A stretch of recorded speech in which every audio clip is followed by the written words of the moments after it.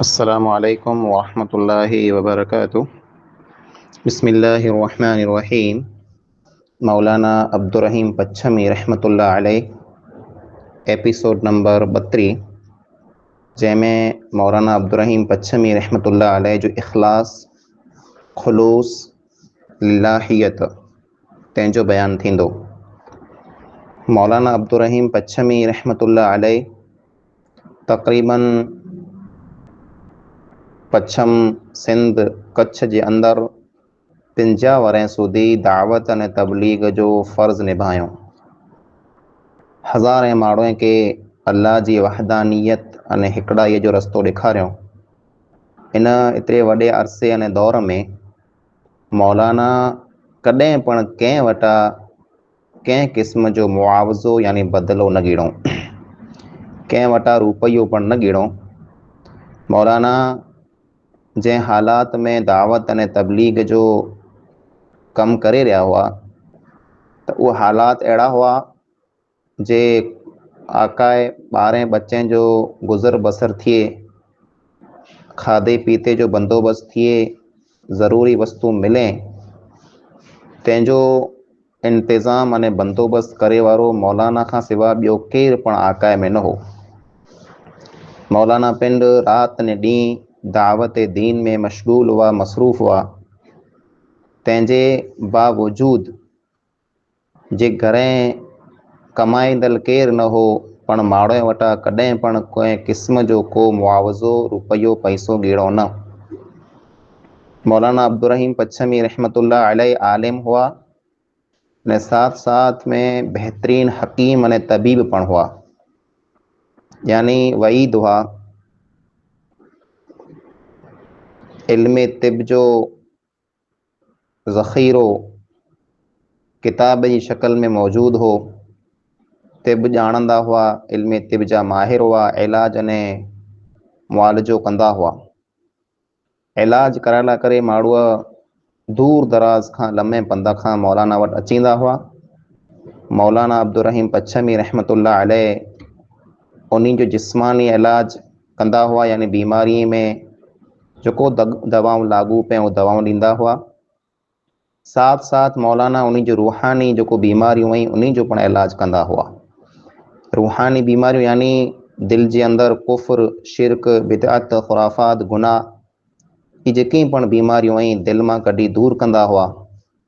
यानी माण्हू जेकी पण मौलाना अब्दुर्रहीम पच्छमी रहमतुल्लाह अलैह वटि दवा गिणण अचींदा हुआ तो मौलाना बीमारी की दवा ॾींदा हुआ, साथ साथ में उन्हीं के तौहीद जो खूबियूं सिखाईंदा हुआ, अल्लाह ताला जी सुञाण उन्हीं के ॾींदा हुआ, दीन जो दर्स ॾींदा हुआ, शिरक खां रोकींदा हुआ, बिदअतें अने खुराफात जा नुक़सान उन्हीं के सम्झाईंदा हुआ। मौलाना जो इलाज मुफ़ीद हो, फ़ायदेमंद हो। एतिरे लाइ करे माण्हू जमातें ग्रुपें जी शक्ल में मौलाना वटि अचींदा हुआ। अने मौलाना जो कमाईअ जो हिकिड़ो ज़रियो हो जे इन जे ज़रिए मौलाना अब्दुर्रहीम पच्छमी ॿ रुपया कमाए गिरंदा हुआ। तंहिंखां सिवा ॿियो कमाई जो को पण ज़रियो न हो। तंहिं सिवा पण दावत अने तबलीग कयूं, पण कॾहिं पण न मथे कंहिं वटां रुपयो गिणो न। जंहिं ज़माने में मौलाना अब्दुर्रहीम पच्छमी रहमतुल्लाह अलैह पढ़ी फारिग थी आया ने दावत अने तबलीग जो आगाज़ कयूं, उन ज़माने में पंहिंजे इलाके में बनी अने पच्छम में कच्छ में कोक भयानक बीमारी फैली वई ने डॉक्टर उन ज़माने में हुआ न। चंद अमोकड़ा हकीम तबीब वहीद हुआ जो डीसी इलाज कंदा हुआ ने तबीबें जी वहीदें जी पण उन ज़माने में किल्लत कमी हुई। वबा फैलई, बीमारी फैलई तो माण्हू मौलाना अब्दुर्रहीम पच्छमी रहमतुल्लाह अलैह वटि दवा गिरना अचींदा हुआ। दवा गिरना अचींदा हुआ तो मौलाना उन्हीं की तौहीद सिखाईंदा हुआ, दवा ॾींदा हुआ तो साथ साथ में नसीहतूं कंदा हुआ, शिरक खां रोकींदा हुआ, बिदअतें खां रोकींदा हुआ। ईअं मौलाना जी जो दावत वई वो आहिस्ता आहिस्ता घर घर में पुॼी वई। दीन जी दावत मथे अने दीन जे कम मथे माण्हू वटां पैसा गिणणा या रुपया गिणणा या माण्हू वटां पैसा मंगणा, मौलाना अब्दुल रहीम पच्छमी इन जा सख़्तु मुखालिफ़ हुआ। हू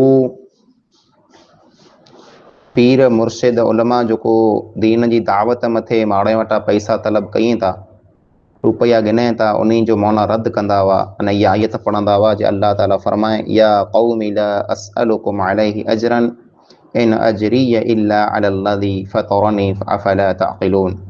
सूरह हूद में नबी जे बारे में, जे नबीअ जेको पिंड जी क़ौम खे दावत ॾियण आया, दीन जी तबलीग करण आया, त उन चयो, ऐं असांजी क़ौम, असीं दीन जी दावत मथे आ वटा रुपयो पण नथा गिनूं, कंहिं वस्तु जो को पण असीं मुतालबो नथा कयूं, असांखे आंजो कीअं नथो खपे। असांजो जेको अजर आहे उहो अल्लाह ताला मथे आहे, जंहिं असांखे पैदा कयो त सम्झो नथा। मौलाना अब्दुल रहीम पच्छमी रहमतुल्लाह अलैह अक्सर इहा ॻाल्हि कंदा हुआ जे अंबिया किराम ने नबीअ जहिड़े पिंड जी क़ौम खे साम्हूं दावत ने तबलीग जो पैगाम खणी आया, त क़ौम वटां कॾहिं पण कंहिं वस्तु जो कॾहिं मुतालबो न कयूं, कंहिं क़िस्म जी को रक़म अने पैसो न गिणो। ने अंबिया किराम जा वारस उलमा आहिनि, त उलमा खे पण इन मनहज मथे, तरीक़े मथे हली करे दीन जो ने तबलीग जो कमु फी सबीलिल्लाह कयो खपे, बग़ैर कंहिं लालच अने मुतालबे जे। यकीनन ये मौलाना अब्दुल रहीम पच्छमी रहमतुल्लाह अलैह जी इखलास, खुलूस अने लिल्लाहियत जी वॾी दलील हुई, जे इन इलाक़े में तक़रीबन 50 वरे सुधी दावत अने तबलीग जो कमु कयूं, तंहिं हूंदे पण कॾहिं कंहिं वटां रुपयो गिणो न। मौलाना अब्दुल रहीम पच्छमी जहिड़े पिंड जे मदरसा तालीमुल क़ुरान रहीमाबाद दुड़िया में शुरूआती ॾींहं में तालीम जो सिलसिलो शुरू कयूं, त हालात सख़्तु हुआ, मुश्किल हालात हुआ, अने मौलाना पिंड जे मदरसे खे वधारे ॾींहं हलाए न सघिया। तंहिंजो कारण ई हो जे कमाए वारा हिकिड़ा ॼणा हुआ, अकेला ज़िम्मेदार हुआ, ॿियो को पण आकाए में कमाईंदड़ न हो। ने तंहिं लाइ करे मौलाना तालीम जो, पढ़ाईअ जो सिलसिलो वधारे हलाए न सघिया। इन में मजबूरीअ में मौलाना खे मदरसो जेको हो तंहिं में तालीम जेको आहे बंदि करणी पई। इहा पण मौलाना जी वॾी दलील इखलास जी, जहिड़ा इलाक़े में दावत अने तबलीग जो मौलाना अञा आगाज़ कयूं, शुरूआत कयूं, त हिकु हिकिड़े गाम, हिकु हिकिड़े कबीले, हिकु हिकिड़े ख़ानदान, बल्कि हिकु हिकिड़े इंसान वटि मौलाना विया, उनखे तौहीद सम्झायूं, तौहीद जी दावत पेश कयूं, तकलीफ़ूं सहन कयूं, अल्लाह रब्बुल आलमीन जी रज़ामंदीअ लाइ, अल्लाह खे ख़ुशि अने राज़ी करे बग़ैर दुनिया जे कंहिं मफ़ाद, बग़ैर कंहिं मतिलब, बग़ैर कंहिं लालच जे मौलाना ई कमु 50 वरे सुधी कंदा रहिया। ने मौलाना अब्दुल रहीम पच्छमी रहमतुल्लाह अलैह पिंड जे कम में, तौहीद में, तबलीग में बिल्कुलु खुलूस वारा, इखलास वारा हुआ।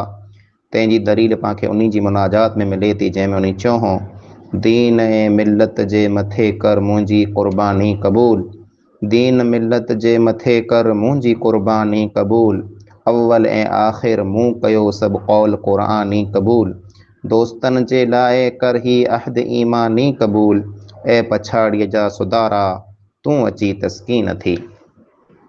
हो अॻे मंज़ूर मूंखे ऐं प्यारा अर्जमंद, न त करियां दश्तो जबल में नाम तुंहिंजे के बुलंद, पोइ सुणा तुंहिंजूं तवारूं मुंज वलारनि हंद हंद, पोइ मिलां तोसां प्यारा तूं अची तस्कीन थी। शमआ तौहीद अज़ल जो दिलि सां परवानूं थियां, शमआ तौहीद अज़ल जो दिलि सां परवानूं थियां, दोस्त तुंहिंजी दीद लाइ देसनि में दीवानूं थियां, पी प्यालो परत जो भरपूर मस्तानूं थियां, पोइ अचनि तुंहिंजा इशारा तूं अची तस्कीन थी। ये मौलाना जी मुनाजात हुई, दुआ हुई, जंहिंमें मौलाना अब्दुल रहीम पच्छमी अल्लाह रब्बुल आलमीन जे दरबार में दुआऊं करे ने चवनि था, ए अल्लाह, दीन ऐं मिलत मथे मुंहिंजी क़ुर्बानीअ खे तूं क़बूल कर। मूं त क़ुरान जा जेकी पण हुक्म ई अव्वल त आख़िर मड़ क़बूल करे लाथा। ऐं अल्लाह, दोस्तनि जे लाइ ई मुंहिंजो ईमानी अहद जेको आहे, वाइदो आहे, से तूं उनखे क़बूल कर। ज़िंदगी भर मूं तकलीफ़ूं ॾिठियूं आहिनि, ऐं अल्लाह हाणे आख़िरी ॾींहुं आई, इन आख़िरी ॾींहं खे तूं सुधारे छॾ, ऐं अल्लाह मूंखे सुकून ॾे। पोइ मौलाना अब्दुल रहीम पच्छमी चवनि था, ऐं अल्लाह, मूंखे त पहिरीं ज मंज़ूर हो, क़बूल हो, जे मुंहिंजा रब मूं वटि तकलीफ़ूं अचीनियूं, ॾुख अचींदा, सख़्तियूं अचीनियूं, इन वस्तुअ खे मूं पहिला ज क़बूल करे लाथो आहे। जेकॾहिं ॾुख ऐं सूर खां, माण्हूअ जी मुखालिफ़त खां, दुश्मनीअ खां बचिणो हो, त आउं डूंगर ऐं जबल ऐं के चढ़ी वञा, उते तुंहिंजी इबादत कयां, अने पोइ उते कुंवार रवें गुआं रवें, उते मालदारी रवें, तंहिंमें तुंहिंजो पुकारूं तुंहिंजो तवारूं आउं सुणा, अने पोइ वञी तो सां मिलां मुंहिंजा रब।